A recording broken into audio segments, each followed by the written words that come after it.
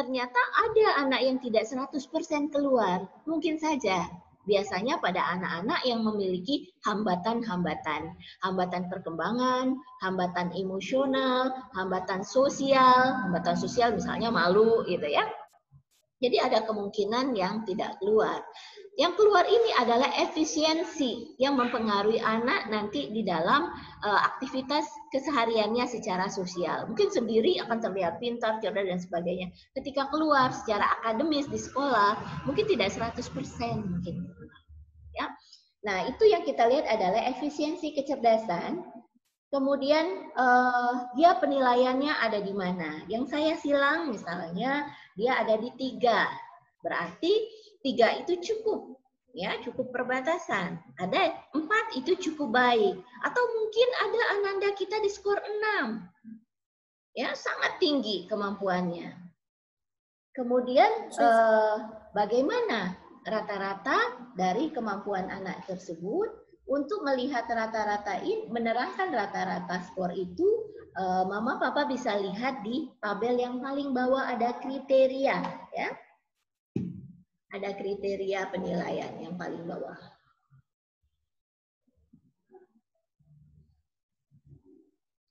Nah, kemudian setelah kita lihat, oh ananda kita ternyata misal kemampuannya di 5 itu perkembangannya baik. Rata-rata 5 itu ada di baik ya keterangannya, artinya perkembangan ananda ini baik atau optimal. Untuk kejelasan lebih lanjut dari efisiensi kecerdasan ini, mama papa bisa lihat halaman 2. Ya, lembar kedua di belakangnya itu ada keterangan. Ini masih menjelaskan tentang efisiensi kecerdasan tadi. Klasifikasi taraf intelijensi. Nah, kita dapat IQ-nya itu quotient yang saya jelaskan tadi dengan penskoran, ya. Skor misal IQ-nya skornya 128. Berarti dia berada di deviasi IQ 100 antara 120 dan 139. Keterangannya itu IQ-nya superior. Kalau di bahasa Indonesia, bahasa umum itu IQ-nya tinggi. Ya. Atau ketika ananda ada di 140 ke atas, itu very superior atau sangat tinggi. Ya. Jadi ada ananda kita. Kalau saya dari tahun ke tahun, rata-rata ananda kita itu berada di IQ-nya itu di atas rata-rata ke atas, gitu ya. Jadi kalau untuk saya pribadi, anak yang usianya masih balita, harapan saya itu minimal dia di atas rata-rata. Karena saya yakin kita bisa melihat sistem pembelajaran, stimulasi yang diberikan oleh sekolah, kondisi orang tua yang sudah paham tentang ya kesadaran tentang pengasuhan anak, optimalisasi tumbuh kembang anak, status sosial ekonomi yang mendukung, maka ananda seharusnya memiliki kemampuan intelektual yang tinggi. Berarti perkembangan ananda optimal. Dan ketika saya lihat di Khalifah khususnya, ketika ananda memiliki kemampuan intelektual yang rata-rata ke bawah atau di bawah rata-rata, biasanya ananda memiliki hambatan di dalam perkembangannya. Baik itu penyakit fisik, psikologis, atau gangguan-gangguan perkembangan, atau masalah-masalah emosional, ya, yang membuat ananda tidak berkembang seperti pada umumnya anak usia tersebut. Itu penjelasan saya tentang taraf intelijensi. Ya, jadi sudah tahu nih mama papa bahwa IQ ini segini. Oh, IQ ini bisa berubah ternyata. Atau mama dulu, oh anak saya tahun kemarin ikut, tapi sekarang kok menurun atau bertambah. Jadi memang yang namanya perkembangan, ada kemungkinan dia terus berkembang, ada kemungkinan dia menurun. Ada faktor-faktor yang saya pernah jelaskan kemarin sewaktu di pertemuan kita, parenting kita yang pertama. Ya, saya bicara tentang perkembangan intelektual. Ada faktor yang membuat kecerdasan itu bertambah, ada faktor yang menyebabkan perkembangan itu terhambat. Yang tidak mungkin saya jelaskan panjang lebar ya, karena terbatasnya waktu kita. Nah, jadi itu yang menyebabkan IQ itu bisa berubah. Artinya apa yang ada saat ini, kondisi ananda saat ini, sesuatu yang mama papa terima untuk dipertahankan. atau untuk lebih ditingkatkan lagi. Jadi bukan ketika IQ anak wow superior, very superior misalnya. Oh cukup, anak saya bisa belajar sendiri, anak saya bisa sekolah sendiri tanpa diajari, bukan. Ya, atau biarkan saja, bukan. Karena ini tidak stabil, belum stabil kemampuan ini. Kalau anak dengan kemampuan yang tinggi, mama papa harus siap-siap lahir batin. Anaknya akan aktif sekali, ya, selalu bertanya, selalu ingin tahu, berantakan, tidak pernah bisa diam, ingin tahu, coba-coba hal-hal yang bahaya. Kenapa? Otaknya aktif terus, menuntut stimulasi terus, gitu ya, sehingga memang agak kerepotan, ya. Tetapi nggak apa-apa, mama papa, ternyata ini sebentar mama papa. Kalau mama papa mampu bersabar, bertahan, mengalokasikan pembiayaan, energi, waktu untuk masa yang singkat ini, insya Allah ke depan mama papa akan aman. Dibandingkan mama papa lalai sekarang. Sekarang ini masih kecil, udah bisa dititip-titip, ditinggalin nantilah kalau dia sudah besar. Salah. Maka pada saat nanti, kalau dinanti-nanti, mama papa kan repotnya seterusnya. Karena otak itu, karakter itu terbentuknya 5 tahun awal kehidupan. Bahkan menurut pakar parenting yang merujuk kepada spiritual, itu di 8 tahun. Ya, yang sangat-sangat penting untuk diperhatikan, merupakan fondasi dasar untuk Ananda sukses dunia akhirat, ya istilahnya, di masa yang akan datang. Ya, jadi jangan dilalaikan fase-fase saat ini untuk mengamati perkembangan psikologis anak. Walaupun yang berikutnya tetapi ini menjadi, karena ini adalah dasar, yang namanya dasar pasti fondasi ya untuk menguatkan si anak ini di perkembangan selanjutnya. Kemudian kita lihat pada bidang selanjutnya, dari kemampuan intelektual itu ada 7 aspek kemampuan berpikir yang saya ukur menggunakan skala penilaian Stanford Gini namanya. Ini standarnya internasional ya, dari Stanford Gini. Jadi skala pengukuran intelektual itu banyak sekali, ada WISC, ada WPPSI, ya, ada CPM dan sebagainya. Tetapi saya menggunakan yang memperhatikan, yang menelaah pada perkembangan usia anak, itu adalah menggunakan skala Stanford Gini. Ya, metode permainan dan komunikasi yang dilakukan di dalam pemeriksaan ini, satu anak satu tester, jadi jadi satu-satu ya, bukan klasikal. Jadi benar-benar kita amati anak per anak. Ada 7 aspek yang menjadi penilaian kita. Yang pertama, kemampuan bahasa. Ya, kita lihat sejauh mana kemampuan bahasa anak sesuai dengan usianya. Biasanya untuk misal usia 3-4 tahun, bukan dituntut anak itu harus pintar berbicara, tidak. Jadi kemampuan bahasa itu sekedar dia mampu mengenal berbagai macam objek dengan nama-namanya, atau istilahnya perbendaharaan kata, maka itu bisa menunjukkan kemampuan bahasa yang baik atau yang tinggi, ya. Nah, jadi tidak harus, kan anak saya pendiam, Bunda, gimana? Oh, tidak selalu ukurannya anak harus cerewet, itu ya.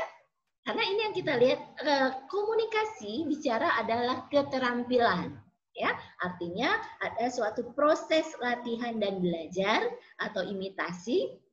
Sementara kemampuan yang bahasa kita lihat di sini adalah kemampuan berpikir bahasanya. Sejauh mana otaknya sudah menginput banyak sekali perbendaharaan kata yang dikuasai oleh anak. Kita lihat Ananda kita berada di skor yang mana. Kalau baik berarti kita sudah optimal. Ananda sudah optimal di dalam pembelajarannya atau di dalam menstimulasinya. Kalau masih ada di skor 3, kejar ayah bunda mama papa ya. Dikejar berarti Ananda harus sering diajak komunikasi, dibacakan buku, dikenalkan banyak hal. Ya. Kemudian daya ingat. Nah, daya ingat ini pada dasarnya semua anak itu memiliki daya ingat yang baik seharusnya. Tetapi ada yang mudah terganggu, terdistrak. Informasi yang dia input, misalnya sulit berkonsentrasi, sangat aktif atau hiperaktif, gangguan kecemasan, ya. Nah, itu membuat anak itu atau ada masalah di perkembangan daya ingatnya. Maka daya ingatnya bisa terganggu. Tapi harusnya semua anak itu punya ingatan yang baik. Ingatan yang kita ukur ini bukan ingatan yang jangka panjang ya. Jangka panjang itu ingatan yang kita masukkan ke alam bawah sadar yang diberi muatan-muatan emosi. Misalnya, Ananda pernah diajak jalan-jalan ke pantai, di sana dia sangat senang sehingga dia bisa cerita walaupun itu beberapa tahun yang lalu dan bisa bicara sangat detail. Itu sudah ada muatan-muatan emosi. Nah, di sini daya ingat yang kita ukur adalah daya ingat jangka pendek, yaitu bagaimana anak mampu menyimpan informasi yang diinputkan ya. Jadi dia biasanya menghafal, diminta untuk menghafal sesuatu, menghafal doa-doa, menghafal ayat Quran ya, menghafal lagu. Nah, itu biasanya stimulasi yang kita latih bagi Ananda untuk mengembangkan daya ingatnya. Atau bisa sekedar anak ketika pulang suruh cerita kembali tadi ngapain aja di sekolah, ngapain aja. Jadi otaknya kita latih untuk mengembangkan daya ingat. Yang ketiga, kemampuan berpikir konseptual. Yang dimaksud kemampuan berpikir konseptual adalah bagaimana kekayaan pengalaman anak yang memberikan informasi di otak, kemudian berhasil membuat pemahaman-pemahaman ya secara konseptual. Semakin kaya pengalaman belajar anak, jadi belajar yang saya maksud ini adalah belajar kehidupan. Anak-anak itu belajar kehidupan itu melalui interaksinya dengan orang tua, dengan lingkungan, dan bermain. Jadi semakin banyak pengalaman bermain anak, itu akan semakin kaya konseptual anak. Tentunya bermain yang bersifat edukasi. Ya, ada nilai-nilai mendidiknya, ada nilai-nilai manfaat untuk pendidikan. Nah, itu penilaian konseptual anak ini dia ada di mana nih? Ya, apakah cukup baik? Tapi pada umumnya saya lihat di sini ya, karena ada sistem pembelajaran yang terstruktur di sekolah, maka perkembangan intelektualnya baik. Kenapa harus terstruktur? Sebenarnya sudah saya jelaskan kemarin di pertemuan parenting yang pertama. Makanya Ananda harus sekolah, misal ya. Oh, masa pandemi, oh kita kan via Zoom, misalnya online. Tapi Ananda tetap sekolah karena apa? Seringkali saya pun merasa sebagai orang tua ini tidak terstruktur dan tidak terkontrol. Stimulasi seperti apa yang harus kita berikan pada Ananda? Apa kebutuhan Ananda pada usia ini? Nah, tapi ketika Ananda terikat pada suatu lembaga pendidikan, maka ada yang bertanggung jawab untuk mengontrol, membuat target-target, menyusun secara struktur kebutuhan-kebutuhan perkembangan Ananda. Ya, makanya nanti dapat perkembangan intelektual Ananda ini bagaimana? Ya. Kemudian selanjutnya adalah kemampuan penalaran. Nah, menalar ini adalah kemampuan anak menyimpulkan atas sesuatu keadaan, kondisi, informasi, ya, dan menilai suatu keadaan dari proses berpikirnya. Contoh sederhana, ketika ada satu kejadian atau informasi, kejadian air tumpah, secara penalaran anak harus berpikir bagaimana caranya diselesaikan air tumpah ini. Oh, dia punya pengalaman bahwa dia pernah keinjek nih air jatuh, terpleset jatuh, gitu kan? Sehingga dia berpikir bahwa air itu harus dihilangkan. Bagaimana air itu dihilangkan? Muncullah informasi di otaknya, pernah dengar mama bilang airnya tumpah, dielap pakai tisu, pakai elap. Nanti adik kepleset loh. Nah, jadi itu namanya proses penalaran. Jadi menalar. Didapat dari mana? Pertama, kayanya pengalaman anak di dalam kehidupan. Yang kedua, itu banyaknya proses pendidikan kemandirian. Jadi, mama papa artinya gini, kita membesarkan anak ini tidak hanya sekedar kasih makan, kasih minum, kasih kesenangan, jaga keamanan dan kenyamanannya. Tetapi dari detik demi detik, hari demi hari, mencari kesempatan kesempatan, ada proses mendidik dan mengajarkan tentang berbagai macam hal keterampilan hidup, pengalaman, wawasan pengetahuan yang sangat penting sekali di usia-usia dini. Ya, jadi mama papa, oh gimana? Kami sibuk bekerja misalnya. Ketemu anak itu kalau pagi-pagi atau malam-malam itu cuma 2 jam. Tapi pastikan juga mama papa di rumah ada yang mendukung. Misalnya cari pengasuh, jangan cari pengasuh yang pendiam atau pengasuh yang nggak sekolah, gitu loh. Ya, sayang sekali di usia emas anak. Yang saya jelaskan bagaimana otak anak pada usia tersebut, gitu loh. Kalau hanya kita sebatas kita cari uang, kasih makan, kasih minum, gitu kan? Beliin mainan, ajak jalan-jalan, jalan-jalan juga ke mall, gitu kan? Jadi sangat sayang. Jadi setiap ada kesempatan di meja makan misalnya, lagi nonton, di mobil ngantar sekolah, cari-cari kesempatan terus untuk kita menyampaikan informasi, berkomunikasi, mengajarkan, melatih keterampilan, ya. Nah, itulah proses pendidikan yang saya bilang sepanjang waktu. Termasuk ketika ingin tidur, bangun tidur, ada proses belajar. Bangun tidur, adik bangun, sholat subuh, misalnya kan. Oh, ada perintah sholat. Adik bangun, baca doa dulu sebelum bangun, ya kan? Itu sudah belajar lagi. Gitu. Atau mau tidur, adik pipis dulu supaya tidak ngompol. Ada latihan juga di situ kemandirian. Ya. Nah, kebayang, jadi mama papa misalnya, aduh saya nggak sempet nih nemuin anak saya ketika bangun atau ketika tidur. Pastikan orang-orang di sampingnya yang membantu Ananda ini menjalankan tugas ayah bunda mama papa di sini. Gitu. Jadi pastikan kalau pakai pengasuh tidak salah, kalau diasuh nenek kakek nggak salah. Cuma tadi pastikan bahwa mama papa bisa mendelegasikan itu. Kalau di sekolah kan tentu bunda-bunda di sekolah itu sudah dibekali dan memang diharuskan ada peraturan yang mengharuskan mereka mendidik dan mengajarkan Ananda. Kemudian yang kelima, kemampuan berhitung. Jadi pada usia-usia balita, Ananda sudah paling tidak bisa menghitung, mengenal angka dan menyebutkan angka, serta menghitung berdasarkan pemahaman. Bukan hanya hafal, tapi satu tahu objeknya satu, urutan kedua ada objeknya 2 misalnya, ya itu. Jadi bukan berarti tambah-tambahan, tidak. Kemudian kemampuan visual motorik. Nah, ini sangat tidak terlepas dari perkembangan sebelumnya. Yang namanya visual motorik, visual itu pengamatan, ya. Jadi apa yang diamati secara visual diproses oleh otak, kemudian ada perintah dari otak ke syaraf, khususnya saraf motorik halus, untuk menggerakkan motorik halusnya sesuai dengan tangkapan visualnya. Ini penting sekali untuk anak menguasai keterampilan-keterampilan hidup dan keterampilan-keterampilan di dalam pendidikannya. Misal, kita kasih persoalan gini, Ananda coba lipat kertas segitiga. Dia melihat prosesnya secara visual dan dia mencontoh. Atau Ananda diminta untuk melihat membuat lingkaran. Lingkaran harus tertutup dan tidak bersudut.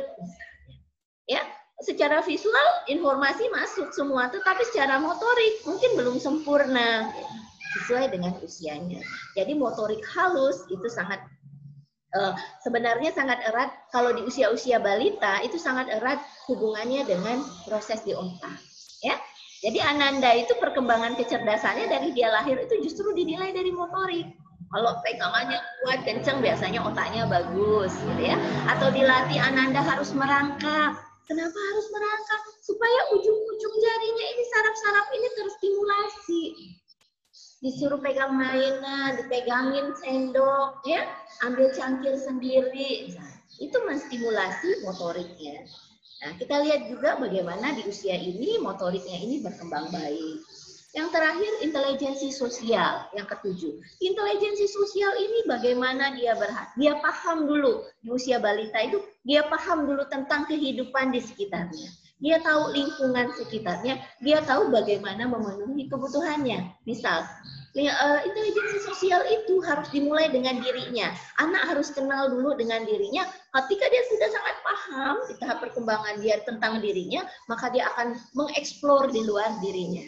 Makanya persoalan yang diberikan untuk melihat kemampuan intelijensi sosial sebatas mata untuk apa, telinga untuk apa, kalau haus minta apa, rumah gunanya apa, itu adalah keseharian dan kehidupan keseharian anak. Nah, jadi itu yang dimaksud intelijensi sosial. Artinya 7 aspek yang kita nilai di dalam kemampuan intelektual ini bukan hasil belajar semalam. Atau bukan hasil pendidikan 6 semester atau 3 bulan. Tetapi adalah proses sepanjang hidup anak. Mulai dari kandungan sampai dengan saat ini. Ya, jadi adalah suatu proses yang menghasilkan skor. Nah, 7 aspek ini kita totalkan skornya tadi, dapatlah total dari 7 itu dapat yang namanya intelligent quotient atau IQ tadi. Ya, mungkin saja ada Ananda yang kemampuannya bagus semua, berarti dia multi talenta. Ada yang dia hanya beberapa poin aja sangat tinggi. Berarti dia kemungkinan bakat di situ. Ada yang kurang. Oh, kita lihat lagi kurangnya ini mungkin tidak berbakat, tetapi di usia perkembangan tidak menyerah. Bagaimana ini didorong supaya berkembang semua sempurna. Tapi bagaimana? Jadi saya tahu bakat anak saya harus di sini, terus saya kejar di sini. Kalau saran saya, sebaiknya pada usia ini jangan dulu dikelompokkan bakat yang ini terus dikejar sini aja. Tapi bagaimana membuat semuanya ini berkembang optimal. Bagaimana di setiap potensi ini diberi kesempatan untuk teraktualisasi. Ya, jadi lebih baik anak memiliki multi talenta, distimulasi dari kecil dibandingkan anak cuma punya 1-2 ya. Karena zaman sekarang bisa memiliki berbagai macam profesi, talenta untuk kesejahteraan hidup, keberhasilan hidup, kebermanfaatan sebagai khalifah di muka bumi. Misal dia juga bisa jadi dokter, jadi dosen, jadi artis, jadi pengusaha, 1 orang ya. Jadi bisa untuk sukses dunia akhirat. Jadi itu 7 aspek yang kita ukur di dalam tes perkembangan anak. Yang akhirnya di belakang yang di halaman 2, Mama Papa bisa lihat di sana bahwa Ananda kesimpulannya dari hasil pemeriksaan psikologi itu dia memiliki taraf kecerdasan berada pada kriteria apa, aspek intelektualnya bagaimana. Nah, penyelesaian tugasnya yang kita lihat di sini bukan berarti anak keseharian belajar atau diberi tugas bagaimana ya. Di bidang di halaman pertama Mama bisa lihat di kemampuan kerja. Kemampuan kerja ini yang dilihat adalah bagaimana Ananda di dalam menjalankan proses tugas-tugas pembelajaran. Ketika diberi tugas ya, ini melalui observasi selama tes dan didukung dengan kuesioner yang juga diisi Mama dan Bunda guru di sekolah.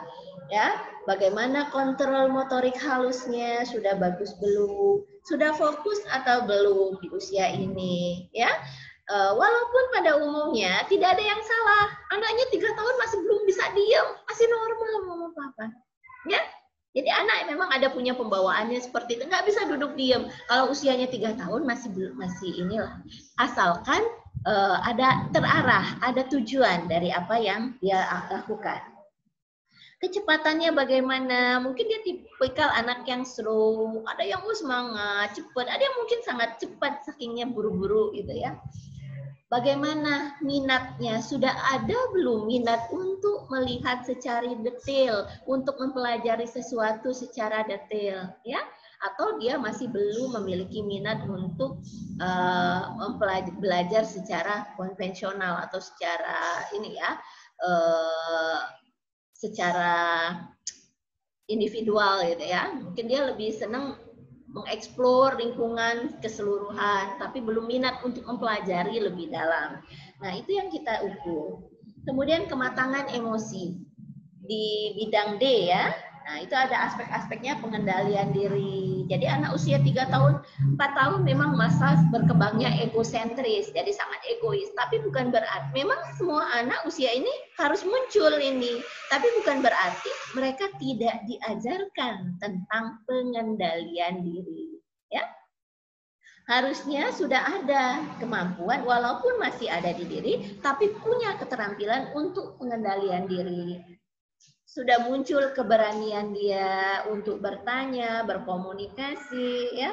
Kemudian muncul belum kemandiriannya. Kalaupun belum, ya tidak apa, berarti masih ada waktu untuk dikembangkan, gitu ya. Nah, jadi kita hanya mengukur bagaimana kemandirian dan kematangan perilaku.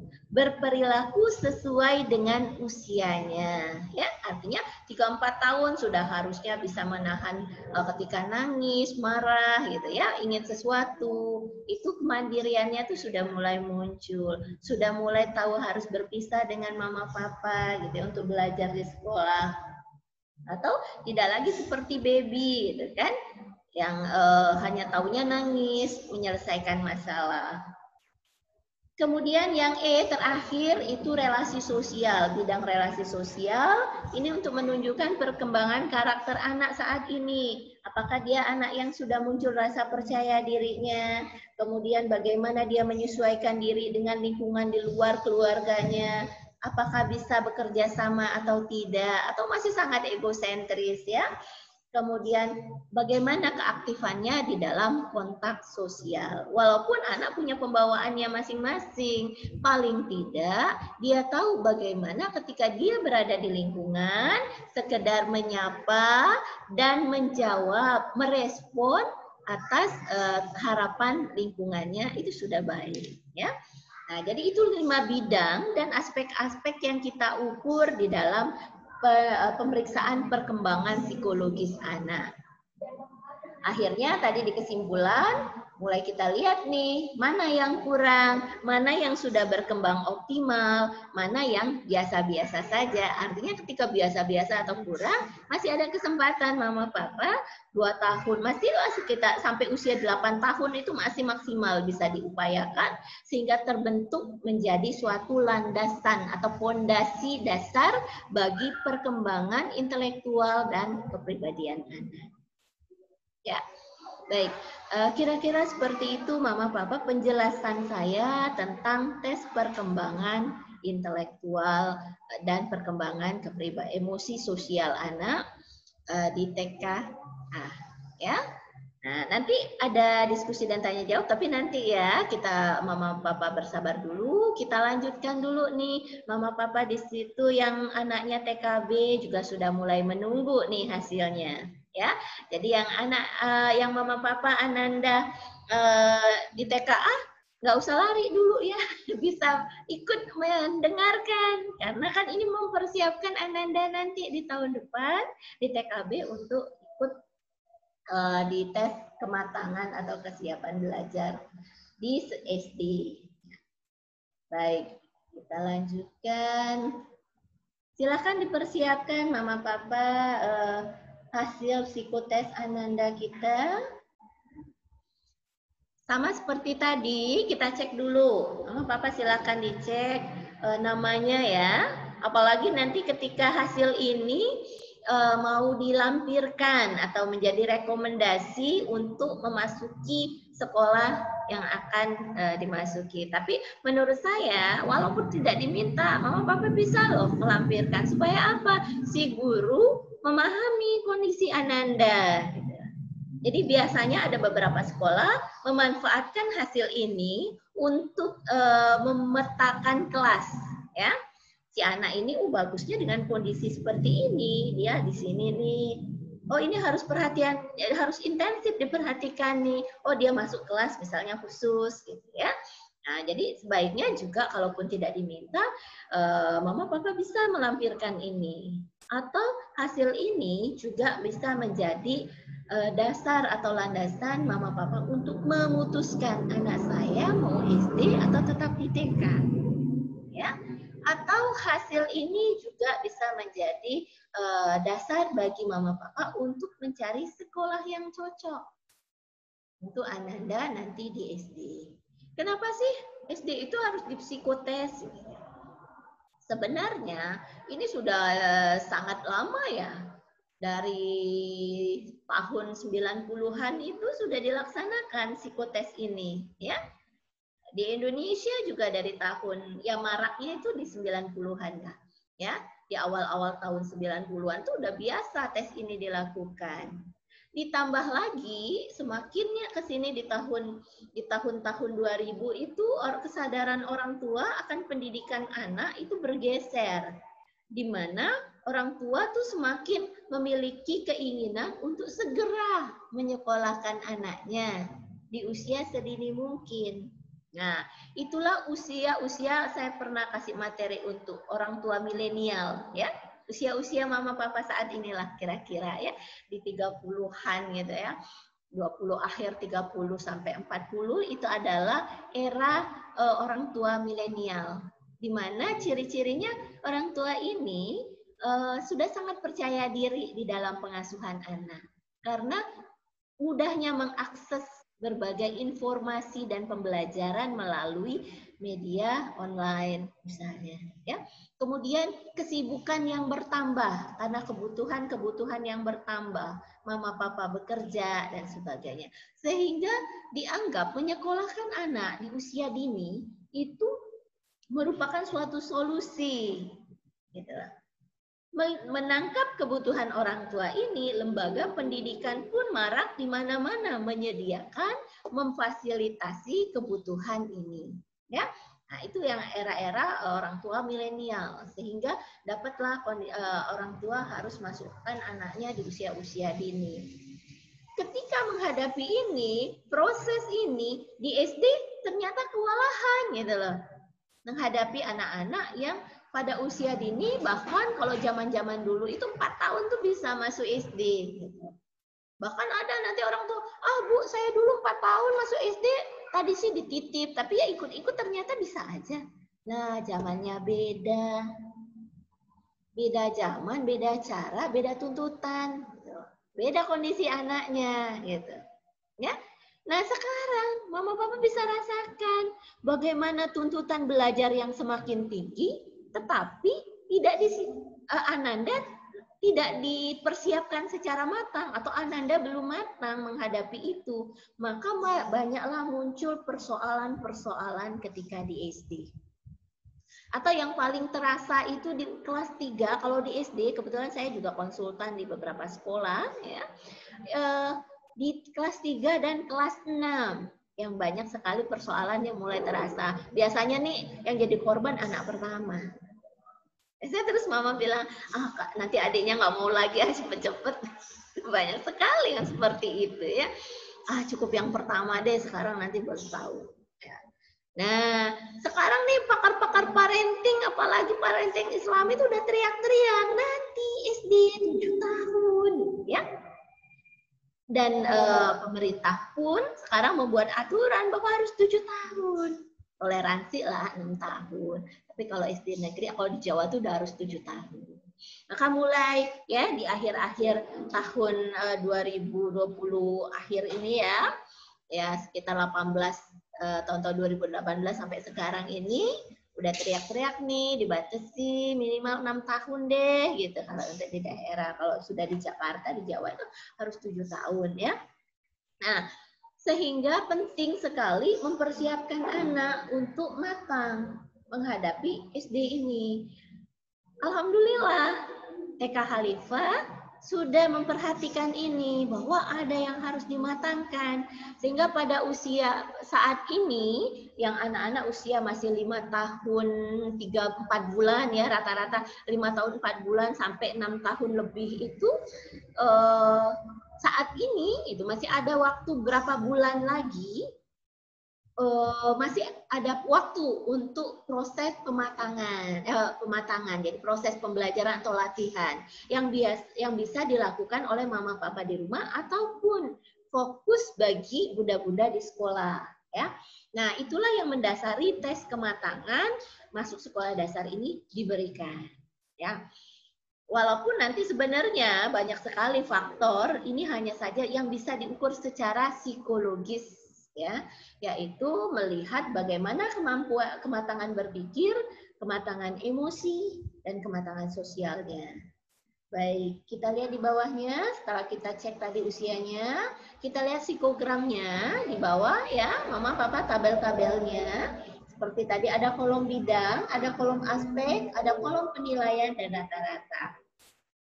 Untuk kolom bidang ada 5 bidang besar yang kita ukur, yaitu kemampuan intelektual ya. Bidang yang pertama Mama, kemampuan intelektual, aspeknya efisiensi kecerdasan. Nah, di sini kami tidak mengukur IQ seperti tadi. Jadi bukan intelligent quotient yang kita dapatkan. Beda ya. Di sini saya menggunakan skala pengukuran CPM. Color Progressive Metric namanya, ya. Ini hanya melihat bagaimana kemampuan berpikir daya tangkap anak. Yang bisa Mama lihat keterangannya di halaman 2. Yuk kita buka Mama Papa halaman 2. Nah, di situ ada intelijensi skala CPM test. Bisa dilihat di situ klasifikasi Ananda yang saya beri tulisan tebal, ya. Itulah kemampuan Ananda, ya. Saya beli warna tebal, huruf tebal, dan keterangan, ada keterangannya di situ. Misalnya yang nomor 1 intellectually superior, artinya kemampuan anak tuh tinggi. Daya tangkapnya, keterangannya ada di bawahnya, Mama Papa. Di bawah tabel 1, 2, 3, 4, 5 itu, yang ada bintangnya, ada catatannya. Kecerdasan yang dimaksud adalah kecerdasan sebagai kemampuan seorang anak yang berfungsi pada taraf tertentu dalam memahami instruksi verbal dan menyelesaikan tugas-tugas dibandingkan dengan anak seusianya. Jadi tetap kita menggunakan norma usia, tetapi yang kita dapatkan hanya pada taraf, ya, taraf kemampuan berpikir, tidak menghasilkan skor IQ. Ya, jadi ini tesnya beda dengan yang pertama. Jadi kalau ada nanti pertanyaan, sama tidak dengan tes yang saya jelaskan di TKA? Beda. Ya. Baik, kita kembali lagi ke halaman pertama. Nah, situ kita bisa lihat kriterianya Ananda, daya tangkapnya, efisiensi kecerdasannya, pada kriteria mana, baik, cukup, atau kurang. Ya.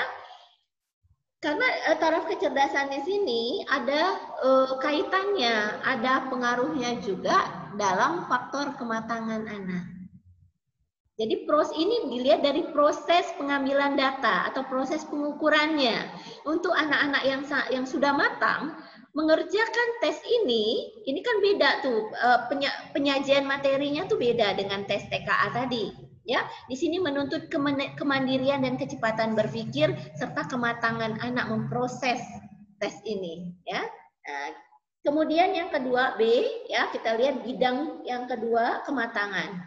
Ada 10 aspek yang kita ukur untuk tuntutan kematangan belajar Ananda. Yang pertama, pengenalan bentuk dan kemampuan membedakan. Ini kematangan berpikir ini dibutuhkan bagi anak untuk mengenal huruf dan angka, untuk persiapan membaca dan berhitung.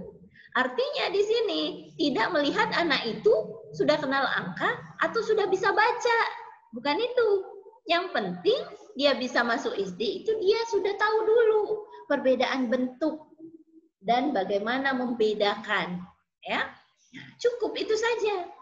Kalau ini sudah pergeseran ya. Kalau zaman dulu kan belajar baca tuh baru kelas 1. Baru BU, DID, zaman dulu. Tapi zaman sekarang kelas 1 tuh udah tebel-tebel ya memang bukunya. Aduh, udah anaknya udah tuntutannya tinggi. Makanya kita harus matang banget. Anak-anak ini kasihan mereka. Ya, karena ada resiko-resiko. Nanti Mama bisa belajar lah, nanti banyak informasi ya. Atau kalau Mama sering baca tulisan Bunda Eli Risman tuh, ya tuh yang paling teriak-teriak tentang kematangan anak-anak masuk SD, ya. Kematangan itu akan sangat berpengaruh terhadap pengalaman awal belajar anak, sikap anak terhadap belajar, ya. Itu kemampuan mengenal bentuk dan kemampuan membedakan. Ya, kita lihat Ananda ada di kemampuan mana. Tetapi melihat stimulasi yang baik dari mama papa di rumah ataupun sekolah, rata-rata anak-anak Khalifah itu berada di 5 ini, ya. Rata-rata karena tadi yang mengejar masuk SD harus baca, gitu kan. Biasanya rata-rata sudah bisa di TKB, IKB itu udah lewat lah ini. Nah, sekarang poin yang kedua dari aspek kematangan itu yaitu motorik halus. Ternyata beberapa tahun terakhir sampai hari ini itu masih PR. Ya, nah, mama papa mungkin masih banyak ya anandanya itu ada di skor 2 yang saya silang. Ya. Jangankan itu, kalau mama papa nggak percaya, anak saya aja udah kelas 1 itu masih di skor 2 saya kasih. Cowok ya. Walaupun rasanya sudah melatih mereka secara motorik. Kenapa bisa seperti ini? Gitu ya. Nah, sekarang motorik halus itu apa? Motorik halus adalah pergerakan keterampilan jari-jari tangan ini yang digunakan untuk keterampilan menyelesaikan tugas-tugas di dalam pendidikan maupun di dalam membantu diri sendiri dalam proses kemandirian. Nah, yang paling jelas adalah menulis. Jadi sering tuh mama papa di TKB juga kalau sudah Ananda disuruh nulis alasannya banyak ya. Pipis dulu, minum dulu, ya. Ngantuk atau nego dulu nih panjang lebar nanti dapat ini atau berantem dulu gitu ya baru mau nulis Ananda kita ini.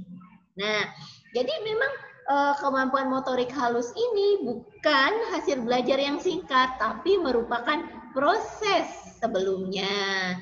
Mulai dari lahir, riwayat lahir, mama papa Ananda merangkak atau tidak, ya apa hubungannya merangkak ya. Kalau diperhatikan merangkak itu, kalau di dalam perkembangan itu wajib hukumnya dilewati oleh anak. Anak yang nggak mau merangkak, mau berdiri, jangan cepet-cepet merangkak. Jangan berdiri dulu. Nanti bangga nih bapak, umur 8 tahun udah berdiri, 8 bulan sudah berdiri, dia nggak merangkak lagi, anak lain merangkak. Justru anaknya harus merangkak. Kalau nggak merangkak, dipaksa merangkak. Bahkan ada mainannya sekarang ya, yang lorong-lorong itu loh, apa-apa. Ya, seperti tenda ada lorong panjang atau kalau di tempat bermain anak-anak tuh ada tuh anak merangkak supaya anaknya merangkak gitu kan. Kenapa perlu merangkak? Pada saat merangkak ini terstimulasi nih. Bayangin aja lah merangkak gimana atau mau papa mau coba nanti ngerangkak gimana? Ya, ngerasain tekanan-tekanan otot dan saraf pada tangan, pada punggung. Apa hubungannya punggung? Punggung itu ada tulang punggung. Itu yang membuat anak, kalau tulang punggung itu perkembangannya bagus, dia mantap duduk, dia fokus menulis, dia fokus belajar. Bayangkan kalau misalnya dia nggak nyaman, sebentar dia goyang, sebentar pegel berdiri, tuh guru ngomong di depan, materi pelajaran tuh disampaikan terus, mau yang mana nyangkutnya dikit. Nah, jadi makanya kita harus memperhatikan di perkembangan anak. Kemudian kemandirian, proses kemandirian. Zaman dulu anak mainnya apa? Layangan, main yeye, ya apa ya masih main kan, ya. Nah, panjat-panjat, bergelantungan, itu otot-otot tangan dan sarafnya ini yang terstimulasi. Lah anak hari gini, telunjuknya aja yang gerak. Ya, main game, baca buku. Ya, anak-anak zaman sekarang. Ditambah lagi pandemi ini, ya, nggak keluar, nggak banyak aktivitas. Sehingga banyak sekali kelemahan anak di perkembangan motorik halus. Ditambah faktor usia. Jadi, di dalam kematangan itu menyangkut 2 hal. Yang pertama, kematangan secara alami oleh faktor usia kronologis. Yang kedua, kematangan karena faktor stimulasi. Bunda, stimulasinya tuh udah banyak saya berikan, tapi belum juga. Ya berarti anak ini secara usianya memang perkembangannya lambat. Nggak apa-apa, tiap anak-anak itu beda. Yang penting di sini adalah bagaimana kita orang tua sadar ada bagian yang harus dikembangkan supaya anak ini siap dan nyaman menjalankan tugas belajarnya nanti. Ya. Karena di sekolah ternyata yang saya temukan, stres sekolah pada anak kelas 1 biasanya karena menulis. Mulai dari mogok sekolah, nangis kalau mau sekolah, hilangnya rasa percaya diri, marah, ya sampai gangguan fisik atau psikosomatis karena menulis. Jangan bayangkan menulis tuh kita, mama papa, bayangkan yang menulis tuh anak. Itu bukan proses yang mudah. Kalau pengen berempati, merasakan apa yang Ananda rasakan, menulis itu, bayangin aja mama, papa lapar nih. Lapar banget nih, gula darahnya drop nih, lapar. Tapi jangan makan dulu gitu loh, udah keringet dingin, rasanya nggak nyaman, itu jangan makan, nggak ada makanan, atau masih harus mengerjakan sesuatu. Kira-kira seperti itulah yang dirasakan anak-anak. Bayang kasihan ya. Jadi penting sekali memberikan stimulasi, mempersiapkan motorik halus. Nah, jadi saya agak penekanan di motorik halus ini jadinya. Jadi apa yang harus mama papa lakukan? Ada yang namanya kemampuan yang terstruktur. Artinya proses pembelajaran terstruktur. Ananda bukan dileskan menulis mama papa. Apalagi ada yang bilang, tuh ajarin nulis huruf sambung atau halus kasar. Oh, salah sekali. Itu ada sesuatu yang sangat sulit, justru dia belum sampai situ. Apa dulu yang harus dilakukan? Kuatkan dulu otot-otot lengannya, ya, melalui aktivitas fisik, main sepeda, renang, nyapu, angkat beban, main layangan, bergelantungan, ya. Nah, itu melakukan aktivitas-aktivitas yang banyak untuk kekuatan lengan, nah, itu membantu. Ya, tangannya dulu kuat, kalau enggak pegel, dikit-dikit pegel, gitu. Itu keluhan anak. Coba aja anak itu bicara. Tanyakan apa yang dia rasakan, ya. Kemudian kelenturan dulu, mama papa. Kelenturan dulu otot-otot tangannya ini. Nah, harus lentur dulu, ya. Aktivitas apa yang dilakukan? Kalau saya senang sekali memberikan anak saya itu plastisin malam, ya, apa play-doh gitu ya. Tapi yang agak keras gitu. Kalau anak usianya sudah 7 tahun tuh belum bagus juga tuh, kasih aja agak keras. Tapi kalau masih 5 tahun yang agak-agak lebih lembek, atau mama bikin adonan atau bikin pempek tuh aja anaknya mah, ya, suruh mulai nih tuh, mulai nih ya. Nah, itu menstimulasi otot-otot di sini supaya lentur. Nanti bisa membuat lengkung, menulis terus ada kontrolnya. Latih anak itu dengan menggunting untuk kontrolnya, mewarnai tidak keluar garis, ya. Nah, jadi jangan, udah mau masuk ini, sini belajar, duduk, belajar. Ini pensil, kamu tulis yang banyak. Aku harus jadi anak baik. Bukan seperti itu, tetapi dipersiapkan dulu kekuatan, kelenturan, dan kemampuan untuk kontrol melalui aktivitas bermain dulu yang menyenangkan untuk anak. Nah, nanti baru dia siap untuk menulis, ya.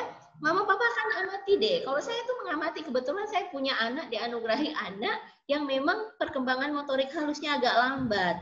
Tapi nggak apa-apa, saya sih ya kita terima gitu lah. Anak saya itu sangat tahu bahwa dia bermasalah dengan menulisnya, nggak apa-apa, dia paham. Sehingga ketika saya kasih mainan ini, oh tahu, Mam kan pasti mau melatih motorik aku kan, makanya aku dikasih ini. Dia udah paham gitu loh. Nah, meremas kacang hijau, ya, mengancing baju, menali sepatu, itu aktivitas makan sendiri, itu aktivitas kemandirian yang juga membantu untuk mempercepat proses perkembangan motorik halus, ya. Nah, jadi itu untuk perkembangan motorik halus. Yang ketiga, dari aspek kematangan itu pengertian tentang besar jumlah dan perbandingan. Ini juga merupakan proses pembelajaran dari awal, ya. Jadi anak bukan hanya bisa perhitungan tambah kurang, itu bukan, ya. Di sini menuntut kemampuan anak, paling tidak dia bisa membandingkan mana besar, mana kecil, mana banyak, mana sedikit, mana panjang, mana pendek, ya. Jadi perbandingan, konsep-konsep perbandingan dan penjumlahan itu yang sudah harus dia pahami. Kemudian yang keempat, ketajaman pengamatan. Untuk dia siap belajar di SD, dia sudah harus tajam pengamatan. Ini berpengaruh juga usia kronologis. semakin bertambah matang pada usia anak, syaraf-syaraf penglihatannya, fungsi dari visualnya itu semakin optimal, sehingga dia lebih detail untuk mengamati, ya. Dan anak berpikirnya sudah harus mulai kritis, melihat sesuatu yang kurang, melihat sesuatu, menyempurnakan sesuatu, ya, melihat sesuatu yang salah, melihat sesuatu yang dibutuhkan. Jadi kritisi berpikir itu pun juga harus matang pada usia ini, usia masuk SD. Kemudian konsentrasi, sejauh mana anak bisa fokus. Oh, berarti kalau dia masuk SD, minimal Ananda bisa berkonsentrasi 15 sampai 20 menit. Terus kalau nggak bisa gimana? Latihan. Ya, bagaimana melatihnya? Pertahankan dulu Ananda. Misal, oh dia sangat sulit lah 5 menit, itu udah bagus. Ya udah 5 menit. Toleransi, besok tambah lagi 7 menit, 10 menit. Sampai dia bisa di 15 menit pertahankan. Beri dia reward dan punishment. Dorong dia untuk bertahan. Jadi jangan biarkan dia, misalnya habis ini belum selesai, terus ke sini, langsung ke sini. Enggak. Dia harus kita latih. Ini proses latihan. Walaupun dengan bertambahnya usia, itu biasanya akan secara otomatis mampu untuk fokus selama tidak ada persoalan di dalam perkembangannya. Ya.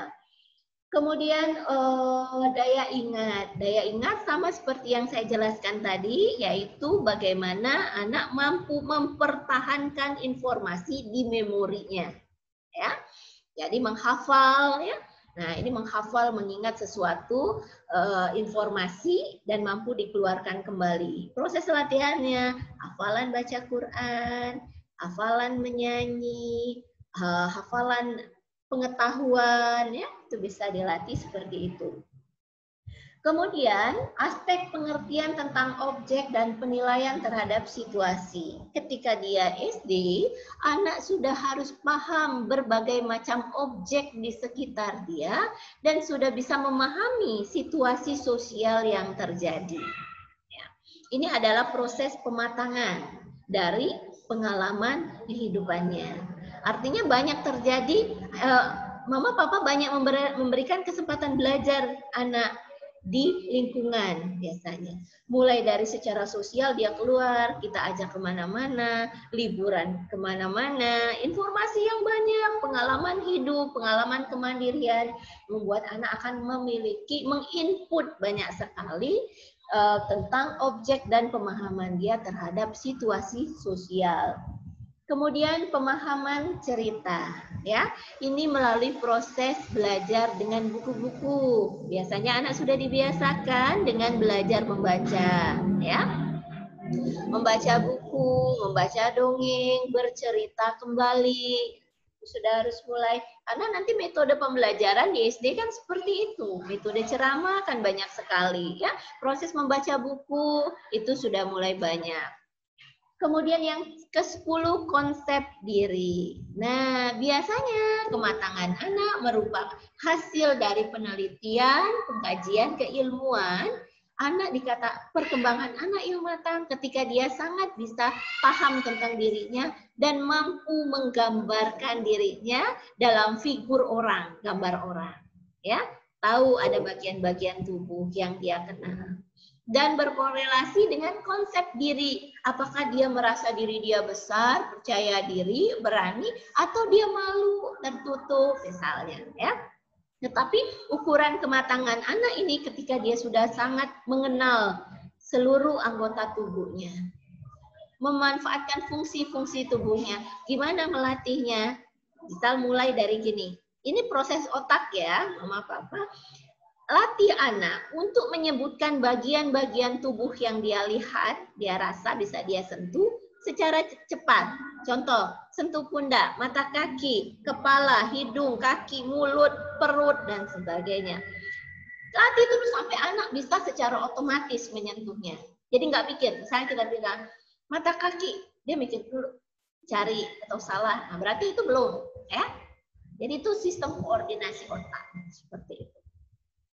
Ditambah ketika anak ini mandiri, perkembangan kemandiriannya bagus, dia terbiasa memanfaatkan semua anggota tubuhnya. Untuk tugas kemandirian dia akan mengenal dan mampu menggambarkan. Contoh, ada ananda yang misalnya kalau mau minum tinggal teriak minum. Dia tidak jarang menggunakan tangannya. Makan lebih banyak disuapin, ya. Baju tersedia. Ayo kita sekolah, tas sudah ada, gitu ya. Nah, seperti itu dia tidak memanfaatkan badannya, tubuhnya untuk aktivitas itu. Sehingga tadi kalau dia gambar orang tuh tangannya hilang. Ya. Atau ada rasa tidak mampu. Kita tidak pernah mempercayakan anak mampu melakukan jangan mama aja, nanti tumpah. Awas nanti pecah, mama aja yang bawa gitu. Bagaimana Anda akan percaya diri kalau kita orang tuanya nggak percaya? Walaupun resikonya tadi ada gitu ya.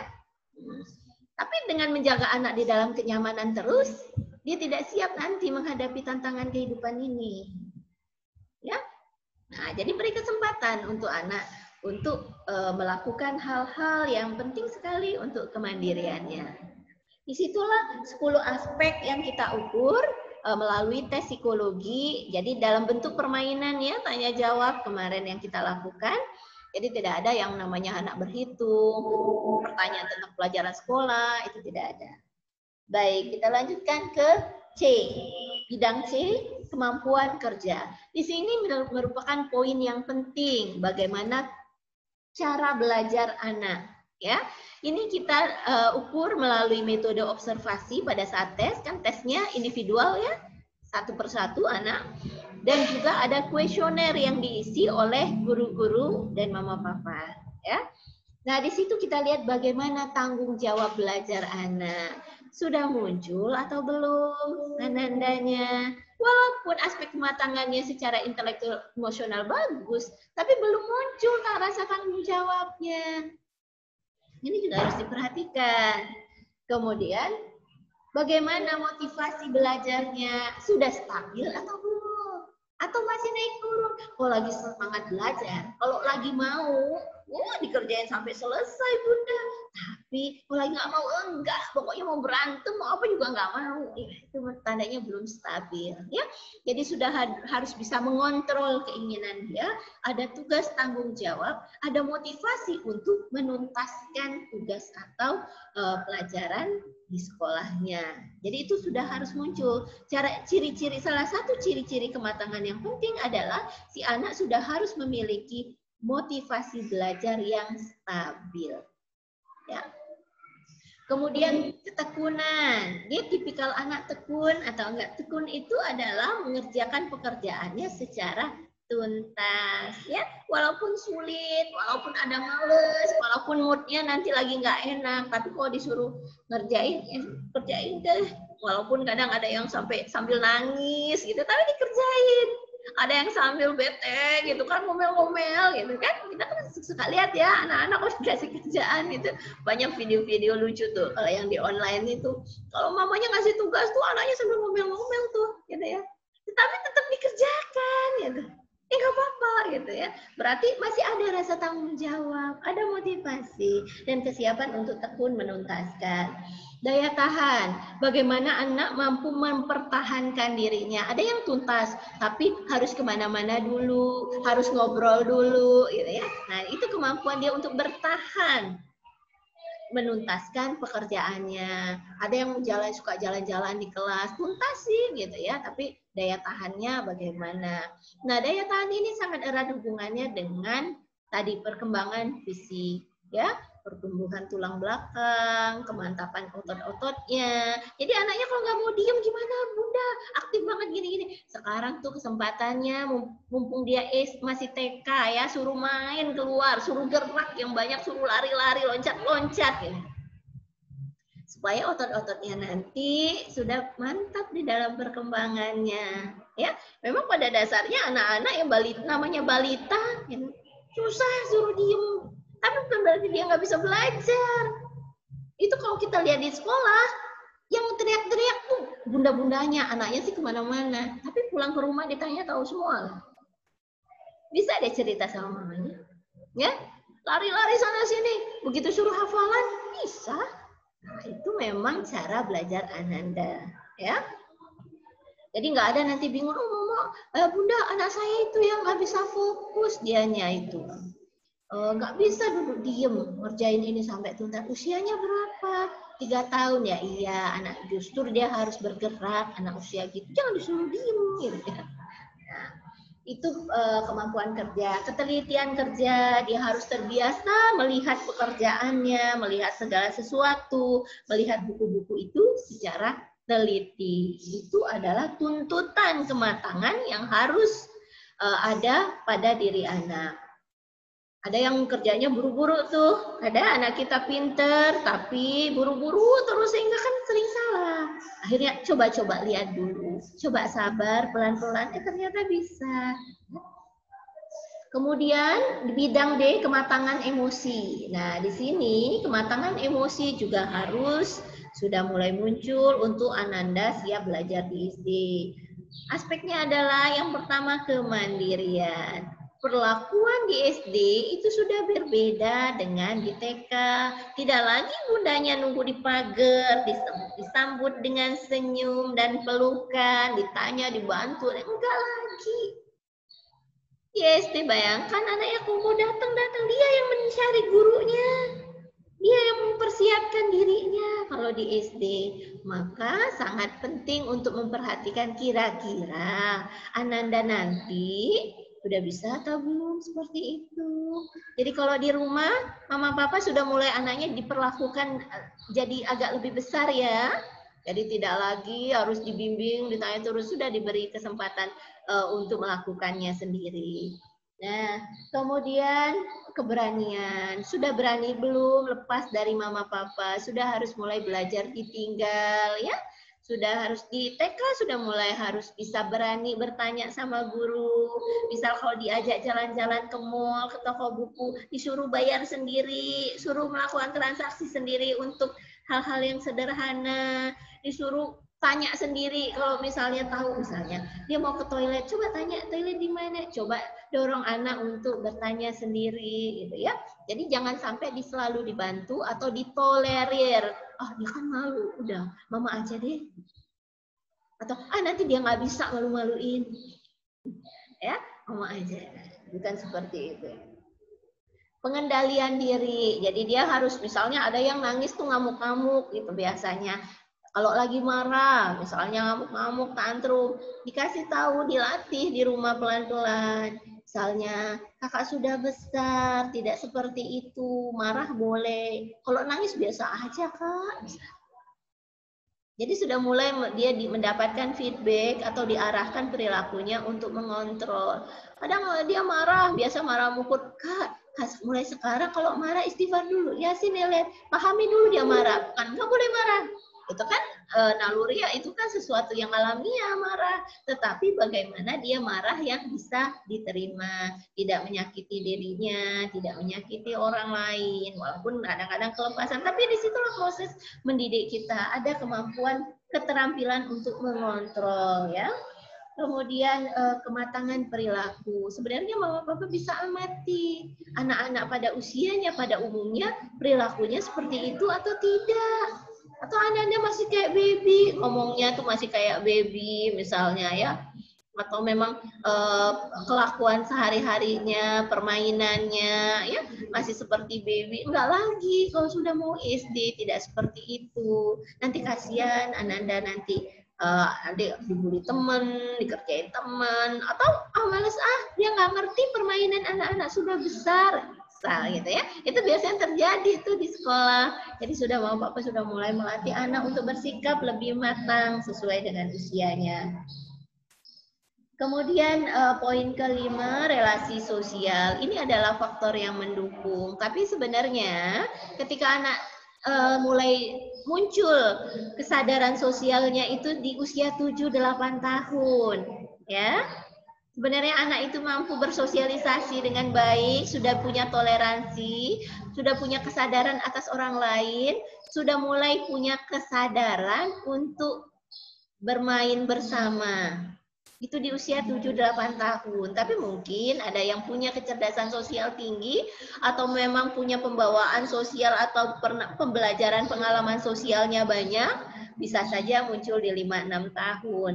Tapi sebenarnya ditoleransi sampai usia 8 tahun. Itu namanya peer group, dia bisa bermain pada kelompok usianya, ya, di usia tersebut. Jadi bukan sama-sama bermain tuh sama-sama, tapi mainnya sendiri-sendiri. Nah, tapi kalau ketika sosial sudah mulai ada memperhatikan bahwa dia harus masuk ke lingkungan sosial yang baru, lingkungan yang lebih luas dengan rasa percaya diri, ya. Walaupun gak ada mama papanya, dia tahu apa yang harus dia lakukan, bagaimana menyapa. Ini yang kita ajarkan di dalam keseharian melalui etika dan sopan santun, keteladanan, ya.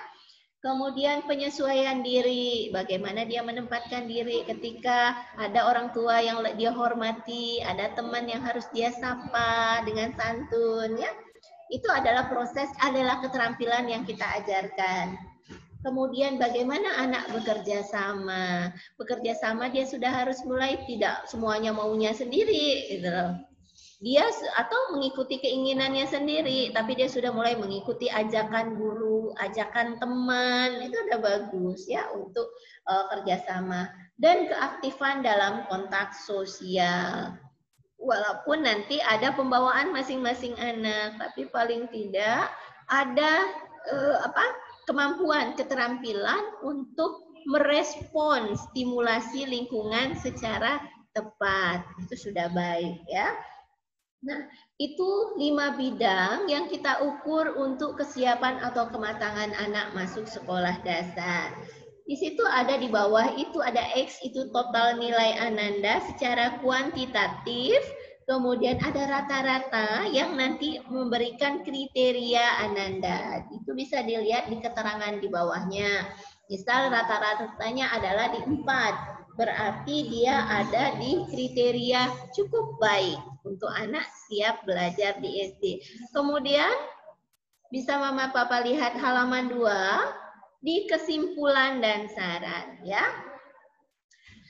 Tidak semua Mama Papa di situ hasilnya saya beri saran. Yang saya beri saran biasanya itu ada di kriteria cukup atau skornya itu ada di 3 perbatasan dan 2 ya, berarti masih kurang. Sementara yang ada di skor 3, 4 itu tidak, karena saya lihat masih ada beberapa bulan lagi Mama Papa bisa memberikan stimulasi lanjutan. Dilanjutkan aja stimulasi, tidak harus ketika kurang. Yang jelas 10 poin, ya 5 bidang tadi, 10 poin kematangan dan 5 bidang tadi, itu menjadi fokus perhatian Mama Papa untuk dipersiapkan agar Ananda nanti nyaman, siap, matang menghadapi pendidikan di sekolah dasar. Apalagi nanti sekolahnya dengan tuntutan pembelajaran yang tinggi. Misalnya sekolah-sekolah yang berbasis IT, sekolah-sekolah dasar yang full day, biasanya tuntutannya lebih tinggi, atau sekolah-sekolah unggulan, biasanya mereka menuntut lebih dari pendidikan pada umumnya. Contohnya di sekolah negeri misalnya dengan kurikulum standar, ya. Nah, jadi kita perhitungkan juga bagaimana kematangan anak itu mampu untuk mempersiapkan pada pendidikan SD yang akan dia masuki. Di kesimpulan bisa dilihat ada kriteria taraf kecerdasannya, baik, kurang, atau cukup. Kemudian kematangan anak untuk siap belajar di SD, kemudian penyelesaian tugasnya bagaimana, sudah baik belum, kematangan emosi dan kematangan sosialnya seperti apa. Yang ada catatan saran boleh dijalankan, bukan berarti anak ini tidak bisa masuk SD yang ada saran, bukan, tetapi adalah kesempatan untuk melatih lebih lanjut. Kemudian bagaimana atau kapan saya memutuskan anak saya siap masuk SD? Yang pertama, ya, perhatikan dulu usianya. Yakin tidak Mama Papa di usia tersebut sekolah yang akan dimasuki mampu mengcover kebutuhan anak? Dengan catatan penilaian psikologis yang ada. Jadi hasil psikotes ini menjadi salah satu bahan pertimbangan. Mungkin ada yang punya pertimbangan jarak, waktu, biaya, ya, untuk memutuskan anak saya di SD atau tidak. Itu adalah hak ayah bunda untuk memutuskan. Tapi untuk menambah bahan pertimbangan bisa memanfaatkan hasil psikotes ini, ya, sehingga nanti benar-benar meyakinkan anak ini bisa masuk atau tidak. Kalau yang berada di kriteria cukup baik, sangat baik, itu di dalam pemikiran pendapat saya itu sudah baik Ananda untuk masuk di SD.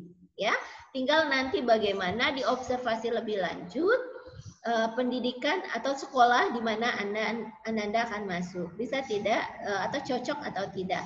Tapi jangan memberikan keputusan memilih sekolah pada anak. Ya, oh anaknya suka diantar sini, dia nggak suka diantar ke sini, dia suka. Bukan, belum saatnya mama papa, anak-anak tidak tahu tentang itu, ya. Jadi itu adalah pekerjaan mama papa untuk memutuskan.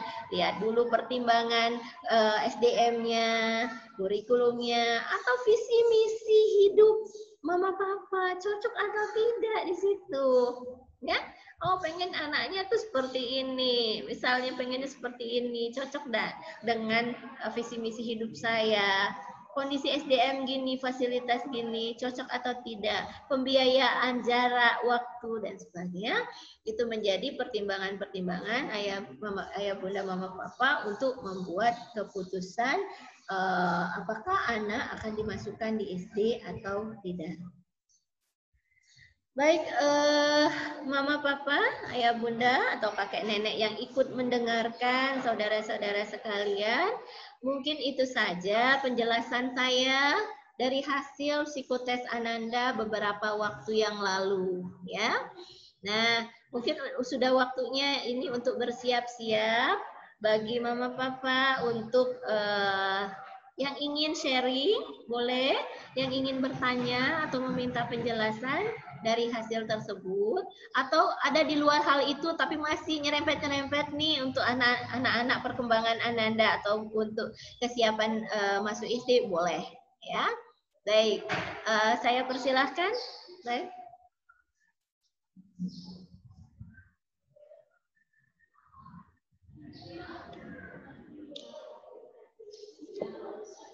Baik, Bapak dan Ibu, bagi yang ingin bertanya, silakan untuk men-unmute-kan sendiri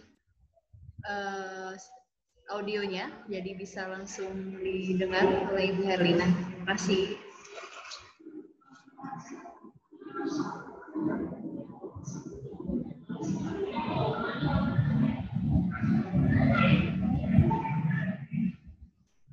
Sudah jelas ya, Mama Papa?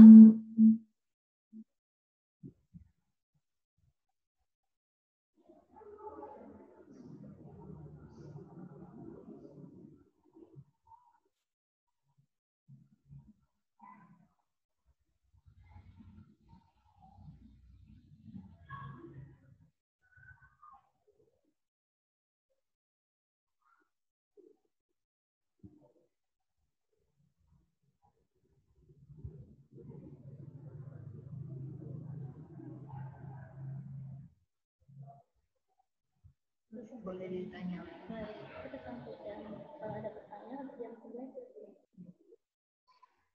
Baik, Mama Papa, sudah jelas ya apa yang saya berusaha tadi memang menjelaskan secara rinci supaya Mama Papa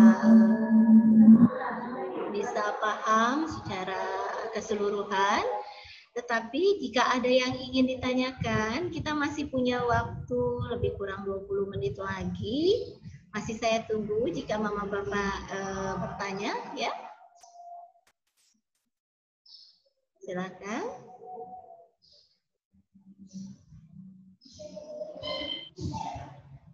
Bisa langsung ya, Mama Papa, kalau nanti kalau ada Mama Papa yang ingin bertanya, langsung saja ya.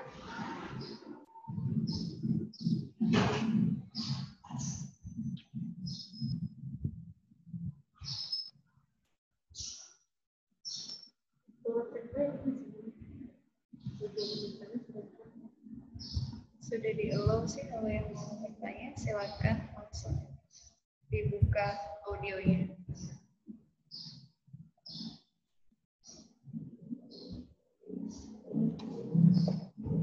Silakan Bapak Ibu yang bertanya dibuka audionya masing-masing. Oke, Mama Kirana mau bertanya?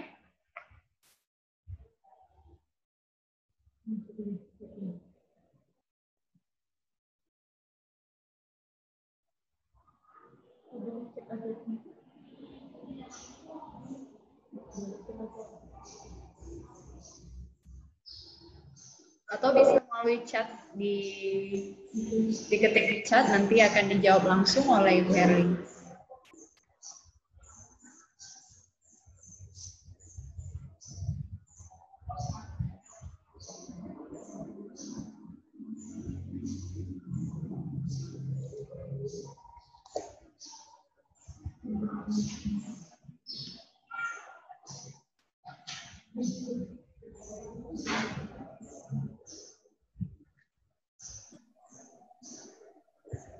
Baik Ibu, itu ada yang bertanya via chat, bisa ditanggapi. Assalamualaikum warahmatullahi wabarakatuh. Waalaikumsalam warahmatullahi wabarakatuh. Saya Silakan, Ma. Agak kuat sedikit suaranya. namanya Konita.